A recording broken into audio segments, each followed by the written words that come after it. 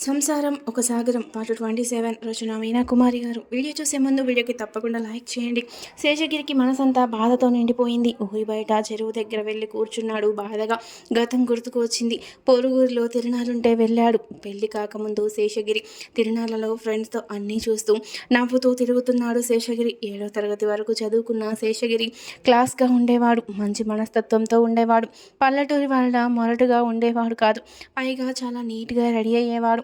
అతని ఆలోచనలు అందంగా ఉండేవి. అతను సామాజిక వ్యవస్థను మార్చిన పెద్ద పెద్ద వాళ్ళ కథలు చదివేవాడు. ఇంట్రెస్ట్గా లైబ్రరీకి వెళ్ళి తెచ్చుకునేవాడు. వితంతులపై దురాగతాలు, వ్యభిచార వృత్తిలో ఉన్న ఆడవాళ్ళు ఇక్కట్లు ఇటువంటి వాటిని కాస్త ఇంట్రెస్ట్గానే చదివేవాడు. పెద్దల మూర్ఖత్వం వల్ల ఎన్నో బతుకులు నట్టేట పోతున్నాయి అన్న భావన అతని మనసులో కలుగుతూ ఉండేది. అవకాశం ఉన్నవాళ్ళు ఈ సమాజంలో అందరూ గొప్పవాళ్ళే. అవకాశం లేని గొప్ప మనసున్న వాళ్ళు కూడా పిచ్చి వాళ్ళుగా మిగిలిపోతారు. చెప్పాలంటే కొన్ని అభ్యుదయ భావాలు ఉన్నవాడు కూడా శేషగిరి. 20 ఏళ్ళ అతనికి 40 ఏళ్ళ దాసుతో పరిచయం. దాసు సామాజికమైన ఇబ్బందుల గురించి పేపర్లో శీర్షికలు ఇచ్చేవాడు. ఇద్దరి మనసులు ఒకటే అవ్వడం మూలంగా స్నేహితులయ్యారు. వయసు తారతమ్యం లేకుండా అలా వారిద్దరికీ స్నేహం వలన శేషగిరికి చాలా ముఖ్యమైన విషయాలు, అంత చదువు లేకపోయినా కూడా అవగాహన ఉండేది. అలా దాసుతో పక్క ఊరు తిరణాలకి వెళ్ళాడు. దాసు తనకు తెలిసిన వాళ్ళను కలిసి వస్తానని వెళ్ళాడు. అమ్మవారి రథాన్ని లాగడానికి శేషగిరి తాడు పట్టుకున్నాడు. పక్కకు తిరిగి చూస్తే అమ్మాయి లంగా ఊని వేసుకొని చాలా అందంగా ముచ్చటగా ఉంది. కాస్త మొహమాటంగా భయంగా జరిగాడు శేషగిరి. తనని చూసి అలా జరిగేసరికి చాలా గౌరవంగా చూసింది. శేషగిరి వైపు సావిత్రి రథాన్ని లాగుతున్నప్పుడు జనాల విసురుకి సావిత్రి విసురుగా శేషగిరి మీద పడింది.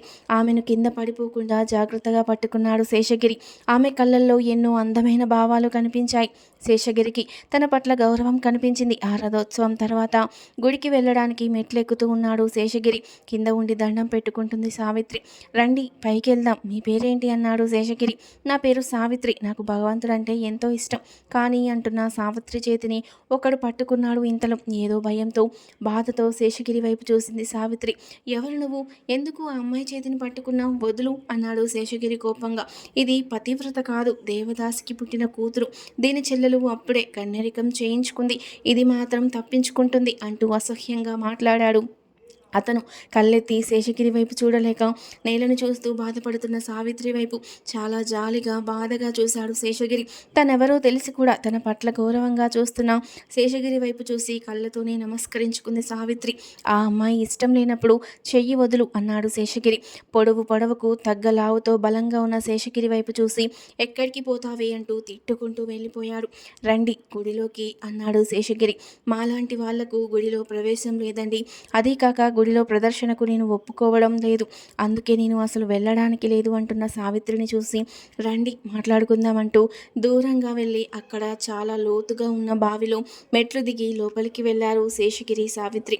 బయట ప్రపంచంతో సంబంధం లేకుండా తాము ఇద్దరమే ఉన్నాము అన్నట్లు సావిత్రికి ఆనందం కలిగింది ఆ క్షణంలోనే.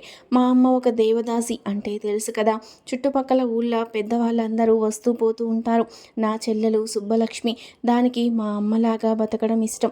అందుకే ఆమె ఒప్పుకొని గుడిలో నాట్యం చేస్తూ పెద్దలకు తన జీవితాన్ని సమర్పించుకుంది. కానీ రాజకుటుంబానికి చెందిన గవర్రాజు నేను కావాలని చాలా ప్రయత్నాలు చేస్తున్నాడు. నాకు ఈ వృత్తి వద్దు, గుడిలో ఆ భగవంతుడికి సేవ చేస్తూ అలాగే జీవితాన్ని గడుపుతాను అంటే ఎవరు ఒప్పుకోవడం లేదు.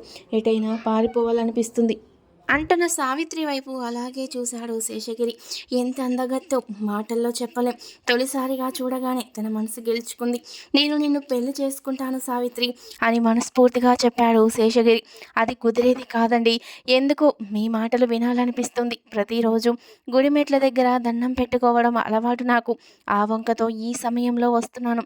ఈ సమయంలో అందరూ పనులకు వెళ్ళిపోయి ఎవరు ఉండరు, అందుకే మిమ్మల్ని కలుస్తున్నాను. అందంగా ఒక ఆడది కనిపిస్తే కోరికతో చూసే కళ్ళనే నేను చూశాను ఇన్నాళ్ళు, కానీ మీ కళ్ళలోకి చూస్తే నా పట్ల ప్రేమ అభిమానం గమనించాను. ఎప్పుడూ కానీ మీరు నా చెయ్యి అందుకోవాలి అంటే పెద్ద పెద్ద వాళ్ళతో గొడవలు పడాల్సి ఉంటుంది. మిమ్మల్ని నా ప్రాణం కన్నా ఎక్కువగా ఒక దేవుడిలా ప్రేమిస్తున్నాను. మీకు నా వల్ల ఏ చిన్న అపకారం జరిగినా నేను భరించలేను, నన్ను క్షమించండి అంటూ ఏడుస్తూ వెళ్ళిపోయింది ఆ రోజు సావిత్రి. లేదు, మా అమ్మ వాళ్ళకు చెప్పి వాళ్ళ అంగీకారంతోనే నిన్ను పెళ్లి చేసుకుంటాను అని గట్టిగా చెప్పాడు శేషగిరి. ఆ రోజు ఆ విషయాన్ని ధైర్యంగా వాళ్ళ అమ్మతో చెప్పాడు శేషగిరి. నీకు మతిపోయిందా? చూసి చూసి ఒక వెలయాలికి పుట్టిన దాన్ని పెళ్లి చేసుకుంటావా? బతకనిస్తారా పెద్దలు? కులానికి తక్కువ కావచ్చు, గుణానికి తక్కువ కాదురా. మనం అంతకన్నా చావడమే సుఖం. కష్టపడి పెంచుకుంటున్నాను బిడ్డల్ని. నువ్వు ఈ పెళ్లి చేసుకుంటే నీ చెల్లెల్ని ఎవరు చేసుకుంటాడు? నన్ను చంపుకు తిన్నంత ఒట్టు నువ్వు గాని మళ్ళీ ఆ అమ్మాయి మాట ఎత్తితే అని కోపంతో మాట్లాడింది వీరలంకమ్మ. తన కళ్ళ ముందు తల్లి ఎంత కష్టపడుతుందో తెలుసు. ఆడపిల్లలకు పెళ్ళిళ్ళు కావు అన్న విషయం అర్థమయ్యింది శేషగిరికి.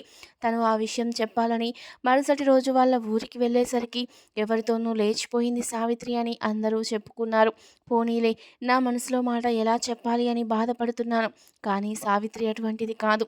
ఏ మందం పట్టిన దుర్మార్గుడో ఆమె జీవితాన్ని ఏదో చేశాడు అని బాధపడిపోయాడు శేషగిరి. కొడుకు మాటలు విన్న వీరలంకమ్మ వెంటనే అంజమ్మ వాళ్ళ సంబంధం చూసి చేసేసింది పెళ్లి. అంజమ్మ అసలు ఏమాత్రం నచ్చలేదు శేషగిరికి. కానీ దిగువ జాతికి చెందిన తమలాంటి వాళ్ళకి ఇష్టాలు ఉన్నా అవి తీరే మార్గం లేక కష్టాలు పడాల్సిందే తప్పదు అనుకొని మనసు చంపుకొని పెళ్లి చేసుకున్నాడు శేషగిరి. కానీ వాళ్ళ అత్తగారింటి దగ్గర వేషాలు అస్సలు నచ్చేవి కావు శేషగిరికి. ఆ రోజు శేషగిరికి అంజమ్మకు మొదటి రాత్రి. ఏమాత్రం శేషగిరి మనసు సహకరించడం లేదు. అంజమ్మ వాళ్ళ అమ్మ, వాళ్ళ చుట్టాలు అందరూ తాగి చిందులు వేస్తున్నారు. వరుసకి బామ్మర్ది అయ్యేవాడు. శేషగిరికి మొట్టమొదటిగా సారా సీసా ఇచ్చాడు. తన మనసులో ఉన్న ప్రేమను చంపుకోవాలి అంటే ఈ విషయం తాగి మర్చిపోవాలి. నాలో ప్రాణమే నిలిచి ఉన్న సావిత్రి రూపాన్ని ఈ విషయంతో చంపేసుకోవాలి, తప్పదు. ఎక్కడున్నావు సావిత్రి? ఏమైపోయావు? రూపం, మనసు అంతా దేవత లాంటి దానివి. ఏ దుర్మార్గుల చేతిలో పడి అభాగ్యురాలుగా అయిపోయావా అనుకొని లోపల ఏడుస్తూ ఎత్తిన సీసా దించకుండా తాగేశాడు శేషగిరి. ఆ మత్తులోనే మొదటి రాత్రి జరిగిపోయింది. ఉదయాన్నే కళ్ళు తాగేస్తారు వాళ్ళ ఇంట్లో ఆడవాళ్ళతో సహా. అమ్మ, సావిత్రి కుటుంబం మంచిది కాదు అన్నావు. వీరి కుటుంబం మంచిదా? నా మనసుకు నచ్చని గుదిబండని తెచ్చి మంచి చెడ్డ తెలియని మొరటు మనిషిని నా భార్యను చేశావు. ఈ తాగుడుతోనే నేను ఆమె దగ్గరకు వెళ్ళగలను అనుకొని అప్పటి నుండి తాగుడికి బానిసైపోయాడు శేషగిరి. సావిత్రి ఎవరితో వెళ్ళిపోయింది అంటూ ఆ ఊళ్ళో వాళ్ళు సుబ్బలక్ష్మి కుటుంబాన్ని వెలివేశారు. అలా సుబ్బలక్ష్మి తన ఊర్లోకి అడుగుపెట్టింది. అప్పుడే చాలా చిన్న వయసులో ఉన్న తమ్ముడిని సుబ్బలక్ష్మి ఒళ్ళో వేసుకుంది. తాగుడు మైకంలో పడి తమ్ముడు విషయాన్ని కూడా నేను పట్టించుకోలేకపోయాడు శేషగిరి. అన్ని సంవత్సరాల తర్వాత మళ్ళీ సావిత్రి ఇప్పుడు కనిపించింది. అదే రూపం, అదే చల్లని చూపు, వెన్నెల కురిపించే ఆ నవ్వు. సావిత్రి అని మనసులో అనుకుంటూ చెరువులో కలువ పూలను చూస్తూ ఉన్నాడు. శేషగిరి భుజం మీద చెయ్యి పడింది. వెనక్కి తిరిగి చూశాడు. ఏంటన్నయ్య ఇక్కడ కూర్చున్నావంటూ జగపతి ప్రశ్నించాడు. అన్నయ్య, మీరు దేని గురించి ఆలోచించకండి, మీరు చెప్పినట్లే వింటాను, గొడవకు వెళ్ళను అని రండి ఇంటికి వెళ్దామన్నాడు జగపతి.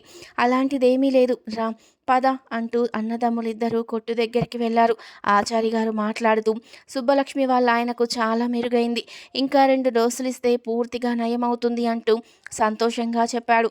నువ్వు వేరే ఉద్దేశం లేకుండా డబ్బు ఖర్చు పెట్టి అలా మందు తయారు చేయించడం ఆశ్చర్యం అనిపించింది అన్నాడు శేషగిరి. లేదన్నయ్య, నేను చేసింది తప్పు అని నాకు తెలిసింది, అందుకే అప్పుడే ఒక నిర్ణయానికి వచ్చి ఆచారి గారితో మందిప్పించాను అని మిగిలిన మందు తయారీకి కూడా డబ్బులు ఇచ్చేశాడు జగపతి. ఇద్దరూ కలిసి ఇంటికి వెళ్ళారు. భూలక్ష్మి వచ్చింది. వరలక్ష్మి చూసి ఏడ్చింది. ఇలా ఎలా జరిగింది అంటూ వరలక్ష్మి కూడా కంటతడి పెట్టుకుంది. అంజమ్మ పరిస్థితి తెలుసుకొని చాలా బాధపడింది భూలక్ష్మి. చేసుకున్న అమ్మకు చేసుకున్నంత అని అనుభవించక తీరదు. ఎటొచ్చి అన్నయ్యకి జీవితంలో సంతోషం లేకుండా పోయింది. వారసులు కావాలి అన్న దిగులుతో అమ్మ పోయింది అంటూ బాధపడింది వరలక్ష్మి.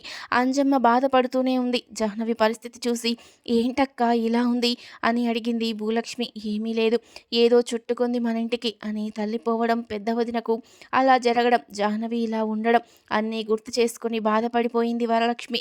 జగపతి అక్క మాటలు గుర్తు తెచ్చుకున్నాడు. అవును, పొలిమేర దేవతకి రక్త తర్పణం చేస్తానన్నాను, మైలుపోవడమే చేయాలనుకున్నాడు. మధ్యలో ఒకరోజు నిస్సారంగా గడిచిపోయింది. అందరూ బాధతో కంటతడి పెట్టుకుంటూనే ఉన్నారు. చిన్ననాటి తమ గుర్తులు చెప్పుకుంటూనే ఉన్నారు. పలకరించే వాళ్ళు పలకరించి వెళ్తున్నారు. ఎంత చిత్రంగా ఉంది. వారసుడు లేకుండా పోవడం, వెంటనే ఆమె ప్రాణం పోవడం చాలా విచిత్రమే అనుకున్నారు కొందరు. మరుసటి రోజు పంతులు గారు రావడం, దిన కార్యక్రమాలు పూర్తి చేసుకున్నారు. సీతమ్మ, గౌరమ్మ దంపతులు కూడా వచ్చారు. ఆ అమ్మాయి పరిస్థితి ఎందుకు ఇలా ఉంది అని అడిగాడు శివయ్య శేషగిరిని. శేషగిరి పక్కకు తీసుకెళ్ళి జరిగిన విషయాన్ని చెప్పాడు. ఏమీ జరగలేదు, కానీ విషయం బయటకు వస్తే నానా నిందలు వస్తాయి, అందుకని రహస్యంగా ఉంచాం అని జరిగిన మాటను వివరంగా చెప్పాడు. అంత జరిగిందా? అమాయకంగా అందంగా ఆడపిల్ల ఉంటే ఇన్ని బాధలు భరించాలా అని అమాయకురాలైన జాహ్నవి వైపు బాధగా చూశారు శివయ్య. మధ్యాహ్నానికి చుట్టాలందరూ వెళ్ళిపోయారు. శివయ్య దంపతులు సీతమ్మ కూర్చునున్నారు. శేషగిరి విషయం చెప్పాడు. మా చెల్లెలు వరలక్ష్మి వాళ్ళ అత్తగారింటికి వెళ్ళిపోతున్నది. జగవతి వాళ్ళు కూడా అక్కడే ఉండడానికి వెళ్తున్నారు. ఎన్ని సంవత్సరాలు చేసినా ఇక్కడ ఎదుగు బొదుగు లేని జీవితం, అందుకనే అందరం ఇలా నిర్ణయించుకున్నామని చెప్పాడు శేషగిరి శివయ్య వాళ్ళతో. అంత దూరం వెళ్ళిపోతే నా కూతురు అంటూ సీతమ్మ గారు కళ్ళనీళ్లు పెట్టుకున్నారు. వరలక్ష్మి మాట్లాడుతూ, బాధపడకండి అక్క, జగపతి జాహ్నవి మాకు దగ్గరలో ఉంటారు. మా కుటుంబం చాలా పద్ధతిగా ఉంటుంది. ఎవరి విషయంలో భయం లేదు. అక్కడికి వెళ్ళగానే చేతిలో పని కూడా ఉంది. జగపతికి ఇబ్బందే లేదు అంటూ అక్కడ ఉన్న పచారీ కొట్టు విషయం చెప్పింది వరలక్ష్మి. అయినా నా కూతురు ఇలా ఉంది, ఎందుకో నాకు అర్థం కావడం లేదు అంటూ ఏడుస్తున్నారు సీతమ్మ. తల్లి దగ్గరకు వచ్చి ఒడిలో పడుకొని వింటూ ఉన్నది తప్ప ఏవీ ఉలుకు పలుకు నవ్వు లేదు జాహ్నవిలో. కొంత జాహ్నవి కోసం కూడా తీసుకువెళ్తున్నాను. అక్కడ మానసిక వైద్యులున్నారు. ఆయన భార్య ఆయుర్వేద మందులు ఇస్తుంది జాహ్నవికి. అక్కడ తప్పక నయం అవుతుంది. దిగులు పడకక్క, జాహ్నవి నీకు ఎలాగో నాకు కూడా అంతే అంటూ కళ్ళనీళ్లు పెట్టుకున్న వరలక్ష్మిని చూసి అందరూ ఎంతో ధైర్యం తెచ్చుకున్నారు. పైగా జాహ్నవి కూడా వరలక్ష్మి గురించి మంచిగా ఎన్నో సంగతులు చెప్పేసరికి వరలక్ష్మి అంటే తెలియని గౌరవం, అభిమానం గౌరమ్మకు సీతమ్మకు ముందే కలిగాయి. అన్నీ తెలిసిన వాళ్ళు మీరెలా నిర్ణయించుకుంటే అలాగే అంటూ, కానీ జాహ్నవి ఇకనైనా తెలివి తెచ్చుకుంటే బాగుండు అంటూ కళ్ళు తుడుచుకున్నారు సీతమ్మ. జగపతి బయటకు వెళ్ళి ఊరి పొలిమేర దేవత దగ్గర త్రిశూలం మీద రక్త తర్పణ చేశాడు. త్రిశూలం మీద చేతిని ఒక్కసారిగా మనసులో ఉన్న బాధనంతా తెచ్చుకొని గట్టిగా గుచ్చేసరికి రక్తం చివ్వున చింది. అక్కడ ఉన్న అమ్మవారి కాళ్ళ మీద కూడా పడింది. ఆ తల్లి పాదాల దగ్గర దండం పెట్టుకొని, జీవితంలో తప్పులు చెయ్యను, నా భార్యను జాగ్రత్తగా చూసుకుంటాను, మమ్మల్ని కాపాడు తల్లి అని మనసులో ప్రార్థించాడు. నా అన్న జీవితాన్ని కూడా సరిచేయి అంటూ కోరుకున్నాడు. మామూలుగా చేతికి టవల్ కట్టుకున్నట్లు కట్టుకొని వచ్చాడు జగపతి. అప్పటికి వరలక్ష్మి జాహ్నవిని తీసుకొని వాళ్ళమ్మను గౌరమ్మను శివయ్య గారిని తీసుకొని బామ్మగారి దగ్గరకు వెళ్ళింది. జరిగిన విషయాన్ని చెప్పింది వరలక్ష్మి. మంచి నిర్ణయం తీసుకున్నావు, కానీ నువ్వు అలవాటయ్యావు. నీ పెళ్ళి అయ్యాక నీ మీద దిగులుగా ఉండేది. ఇప్పుడు జాహ్నవి అలవాటయ్యింది. అది కూడా వెళ్ళిపోతే బాధగా ఉంది. అమ్మాయి గండం సమసిపోయింది.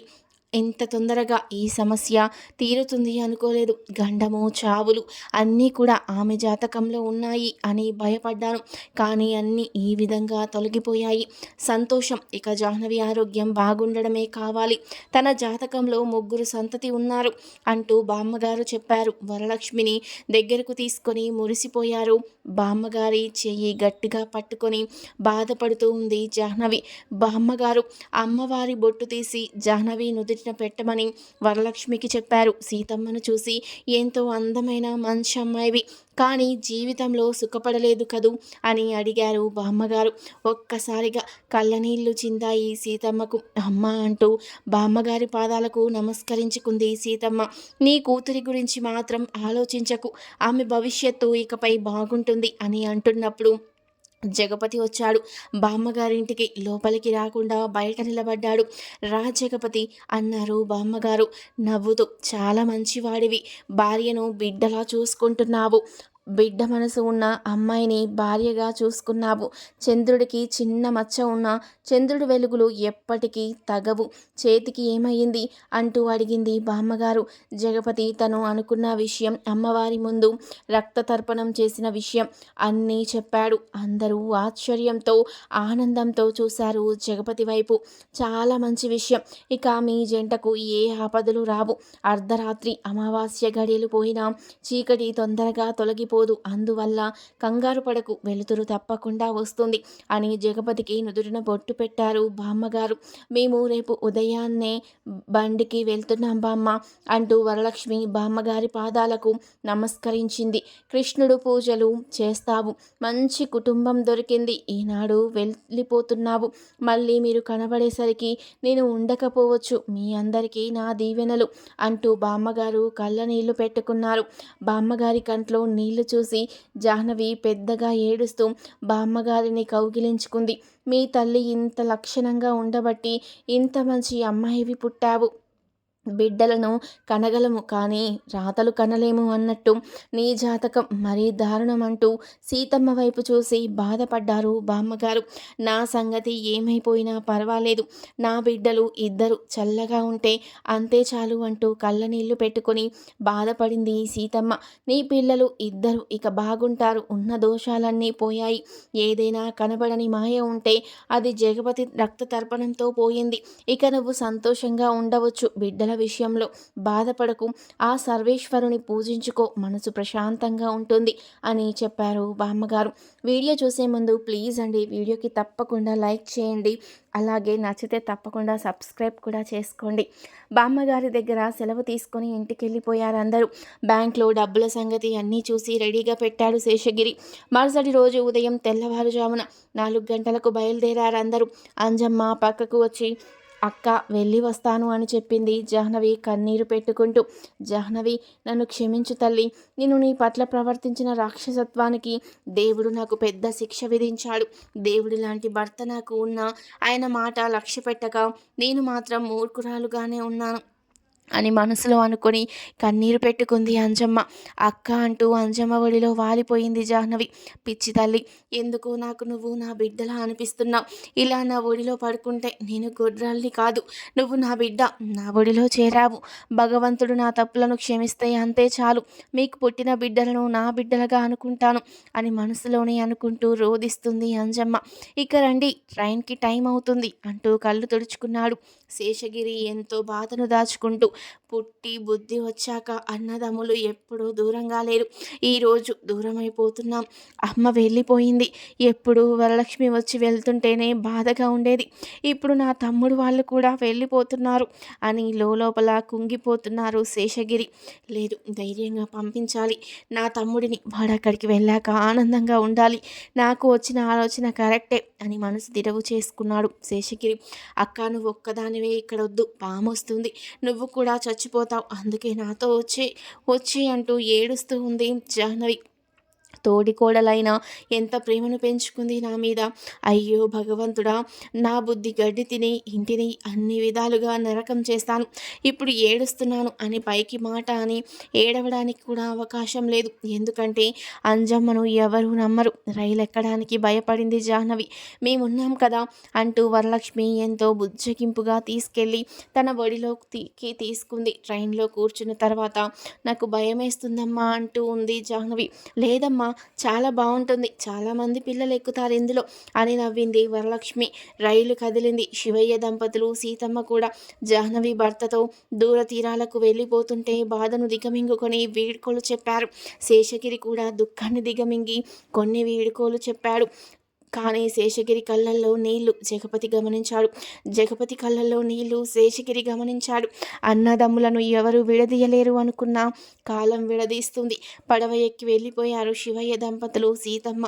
శేషగిరి చెరువు గట్టున కూర్చొని లోపల ఏడుస్తూ ఉన్నాడు. అమ్మ, నువ్వు వెళ్ళిపోతూ తమ్ముడిని కూడా నాకు దూరం చేశావు, నేను ఒంటరి వాడిని అయిపోయా అంటూ లోపల బాధపడిపోతున్నాడు శేషగిరి.